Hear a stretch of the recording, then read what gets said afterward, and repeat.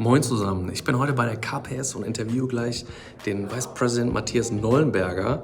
Den habe ich mir einfach mal geschnappt und für mein Hauptthema Google Growth, eine Initiative, um hier bei der KPS Google Practice mehr oder weniger oder Initiative hochzuziehen, also Google Marketing, aber auch Google Cloud Plattform Themen und ich wünsche euch viel Spaß beim Interview.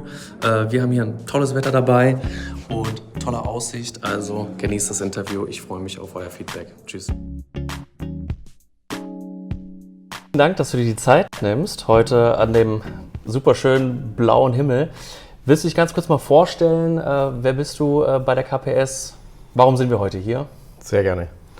Ich bin schon sehr lange bei KPS, seit 2004, habe lange große Programme im ERP-Bereich verantwortet und seit 4-5 Jahren verantworte ich den Bereich Digital Customer Interaction, also alles, was an der Kundenfront passiert, mit großer Freude und großem Gestaltungswillen mit einer tollen Mannschaft.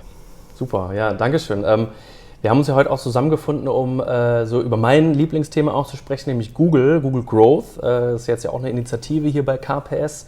Magst du mal ein bisschen erzählen, warum ist jetzt KPS und Google so ein neues Thema oder so ein Wachstumsthema für uns? Also so neu ist das Google-Thema natürlich für KPS auch nicht. Wir setzen viele Werkzeuge seit Jahren erfolgreich in unseren Projekten ein, aber ich glaube grundsätzlich in unserer Überlegung, was tun wir für die Kunden, hat sich einiges geändert. Dieses klassische, wir bauen einen Commerce-Shop, vielleicht sogar in einer monolithischen Architektur für unsere Kunden, hat sich komplett geändert. Wir bauen Plattformen, große, skalierbare Plattformen unsere Kunden und wir beschäftigen uns jetzt seit über 4 Jahren mit einem großen kuratierten Partnersortiment. Und da kommen die Hyperscaler natürlich ins Spiel. Und dabei ist es mal völlig abgesehen auch von Google eine grundsätzliche Überlegung, welche Services und welche Funktionalitäten konsumiere ich sinnvollerweise, wenn ich so eine Plattform baue, an welcher Stelle und wie setze ich die architektonisch ein. Okay, also speziell in dem Fall Hyperscaler, Google Cloud, Microservices, Produkte. Und was ich ja auch schon sehr faszinierend finde, wir bei KPS sind ja schon sehr stark auch, was das Thema Data-Driven Business, Google Analytics, auch auf der ganzen Seite Google Marketing Plattform einfach angeht, wo wir auch sehr, sehr viele Fähigkeiten haben. Wo siehst du da speziell den Vorteil einfach auch bei Google-Produkten, egal ob Google Cloud-Plattform, Google Marketing-Produkten? Was macht da für dich Google eigentlich aus im Vergleich auch zu anderen Produkten?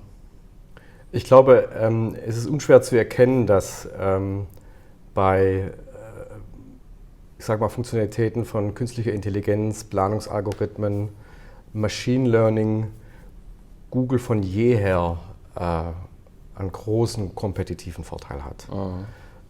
Das muss man einfach sehen. Dazu kommt, KPS ist viele Jahre aktiv im Handel und in der Konsumgüterindustrie. Und da tut sich im Zweifel Google als Partner einfacher als ähnliche Hyperscaler, die mit A anfangen. Und an der Stelle ist es vielleicht in der Argumentation einfacher, mit diesem Hyperscaler sich nach vorne zu entwickeln. Ja. Und jetzt vielleicht auch nochmal so abschließende Frage. Warum würdest du sagen, sind wir da eine besondere Partnerschaft? Ne? Also du hast ja gerade auch schon ein bisschen angesprochen, dass wir sehr stark auch im ERP unterwegs sind, SAP-Partnerschaft. Kannst du da nochmal ganz kurz drauf eingehen?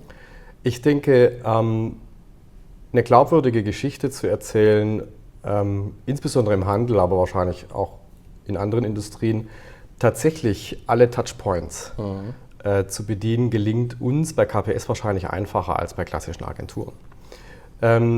Weil es uns schlicht und ergreifend gegeben ist, auch gleichermaßen im ERP-Geschäft zu Hause zu sein wie im Customer Interaction-Geschäft. Und wirklich in so einer Omnichannel-Sicht oder in der Betrachtung von wirklich allen Touchpoints zu sehen, dass wir die auch integrativ bedienen können. Und dazu, ich sag mal, die Erfahrung noch mitzubringen, auch im analytischen Bereich, die Dinge zu wiegen und zu messen. Andere sagen data-driven. um tatsächlich dann auch die richtigen Entscheidungen und die richtigen Empfehlungen zu geben, glaube ich, dass wir das sehr gut aus einer Hand anbieten können. Absolut. Also von daher freuen wir uns, da mit euch ins Gespräch zu kommen. Das war jetzt auch der erste Teil quasi von einer kleinen Videoserie. Also ich bin mal gespannt, was die weiteren Experten, die wir so interviewen, noch zu sagen haben. Matthias, ich sage vielen Dank für deine Zeit. Ich danke dir, Paul. Schönen Tag noch. Tschüss.